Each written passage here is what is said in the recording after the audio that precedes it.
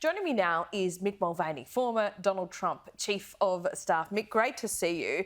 First of all, let's get some COVID stuff out of the way, but also on a macro level, you know, we all remember Donald Trump. He wanted China to be held account for COVID. Joe Biden seems very tame by comparison. He's really reluctant to do that. Why do you think that is? Yeah, I think the language is different than it was under Trump. But in all fairness, I think the underlying policies are not going to be that different. I know there's a bunch of folks here pushing on the Biden administration to sort of be a little bit firmer with China. And I think you're going to see that eventually. I think one of the reasons you're seeing this inattention, I'm so glad that Scott, that the prime minister, is coming this week to sort of put things back on the front burner. But when Biden comes into criticism for sort of letting China slide for the last 9 months, I don't think that's a policy decision. I think it's simply overwhelmed by other things going on in the country. Afghanistan, for example, has taken a lot of attention. We had the 20th anniversary of 9/11. We have COVID here. I don't think it's an inattention to China as much as it is. It's really hard to run a government, and they're still learning how to do it. So we have a saying here: don't ever ascribe a conspiracy when sheer idiocy will explain things. And I think what you're seeing is simply an inability to get to this topic, which is why it's so important for the prime minister and the leaders of Japan and India to come here, because it gets it back on the front burner where it belongs. Well, while we are on Afghanistan, Joe Biden has said he didn't inherit a plan, he inherited a deadline. Is that right? Well, it is, but he missed that deadline. The deadline that we set was in May, and I believe that Donald Trump would have met that. Listen, the one thing here, there's actually two things in this country that are bipartisan right now, which is an antipathy, a growing antipathy towards China, exacerbated in large part by COVID, and also a desire to get out of Afghanistan. So I don't think you've seen the public push back on Biden for making the decision to leave. It was the circumstances and the practical aspects of leaving the country. He just executed very poorly, and I think that's why you're seeing a bunch of pushback. So no, it wasn't a lack of a plan. It wasn't a deadline. It was they just didn't execute very well. Again, it's the same thing I just talked about in terms of China. It's hard to run a government in a country of this size. Everybody thinks they're good at it. Everybody thinks it's going to be easy, and it's not. Well, you've had special insight into that. You were Chief of Staff until April of 2020.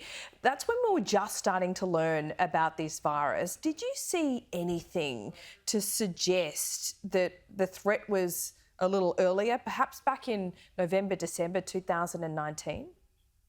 Aside from the fact that I got sick in January, I think at the time there were questions about how early it was.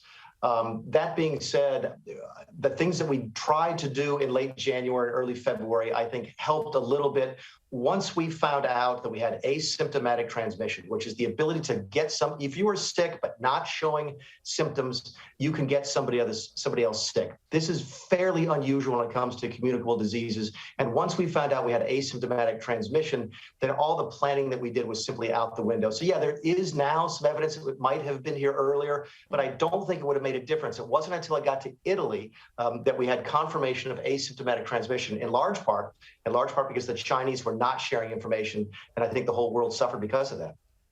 Well, Sherry's got this remarkable story today, and it's part of her documentary, which I know you've been a part of as well, that basically suggests that US intelligence missed two crucial bits of information. I mean, David Asher has said, and I quote, you know, if they'd known earlier, it would have been like stopping 9/11. What do you think about that? Close. It would have helped. It certainly would have helped. It's hard to make a case for it not helping. If we had known in January or even in December that there was an asymptomatic transmission of a coronavirus, if we had known that it wasn't between 16% and 35% fatal, which is what SARS and MERS were. We had experience with coronaviruses, but we thought they were very, very fatal. Turns out that this disease will be less than 1% fatal.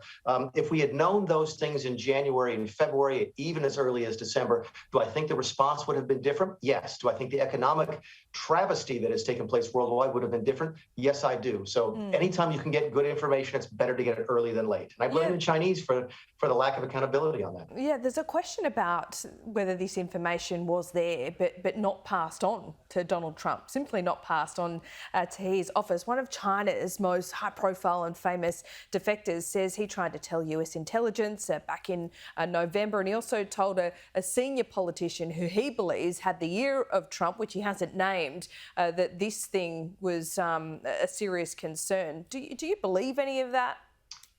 Yeah, obviously, I'd be careful about what I know and did know on a classified level, so I'm not going to talk about that.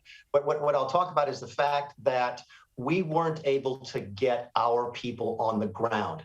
Even the World Health Organization, once they got in, which I think was in mid to late February, very few Americans were allowed as part of that team. So listen, people call our intelligence service all the time and they tell us X, Y, Z, and it takes a while sometimes to figure out if that's credible evidence or not. What are we really relying on? Our own people telling us things. And we could not get our own people on the ground in China until much too late in the development of this illness. Can you give us an idea about how exercised Donald Trump was about China's aggression, even before COVID? You know, we see reports today that General Milley was so concerned about all-out war. He kind of, I guess the suggestion is, you know, went around Donald Trump and spoke to his Chinese counterpart in Beijing directly. Would any of that have surprised you?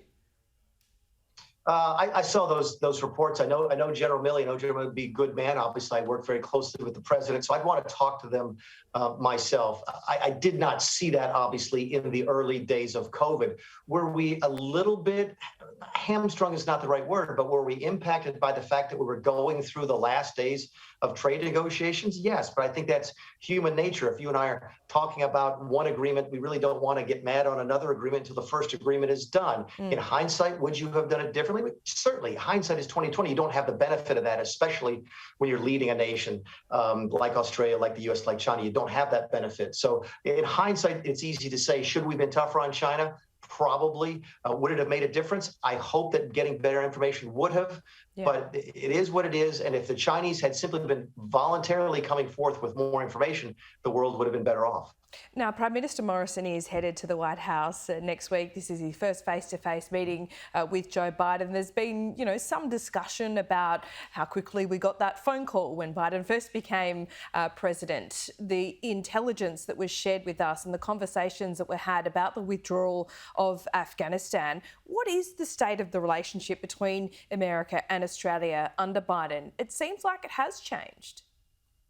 I don't think it has. I really don't. I think, again, it's been inattention, not sort of a deliberate message. I simply think that if folks in Australia sort of perceive that America is not as close an ally, it's not because of some affirmative decision that the Biden administration has made. It's simply because they've been overwhelmed by other events. Again, it's hard to run a government. And I'm glad that the Prime Minister is coming because it will give President Biden a chance to simply reaffirm the strong connection. I recognize the fact we're no longer fighting together in Afghanistan. I personally happen to think that's a good thing, but in no way does it undermine the relationship between the two countries, which have now gone on more than 100 years of mateship, as Joe Hockey used to call it when he was the ambassador. So no, I'm glad that the Prime Minister is coming, and hopefully by the end of this visit, anybody who was concerned about the state of that relationship will be satisfied that things are very solid between the two nations, because they are. Okay, that's good to hear. Now, you are in South Carolina at the moment, but I want to tell our viewers that you've been travelling throughout Europe. Now, that seems a really foreign concept to us at the moment. What is America, Europe's view of Australia at the moment? Obviously, strict rules are certainly things that are on your radar and others. Yeah, it was easy. It was easy, relatively easy to travel. I'm fully vaccinated. I travel with my card. The Europeans travel internally with their green passport and so forth. And it was relatively easy. In fact, as I mentioned to you off there, it was actually more difficult for me to get back into the United States than it was to go from Greece to Italy to Ireland. And I've also was on the phone just today with some businesses in Europe who are trying to do deals with Australian companies who simply said they're putting it off indefinitely now because they don't want to do a deal of any size without being able to travel. So you are paying a price. There's no question about that. The vaccines work, even on the breakthrough cases. I think here it's one in a couple 100,000 cases of people who have had vaccines, get sick, and go to the hospital. So if you're vaccinated, you really are in a good place. And I'm just encouraging everybody I talk to take that into consideration and understand the long-term economic and sociological damage we're doing to ourselves by these extended lockdowns. Wow, that's incredible to hear. So these rules are now starting to affect business investment, people looking at Australia and saying that they just can't do business here at the moment.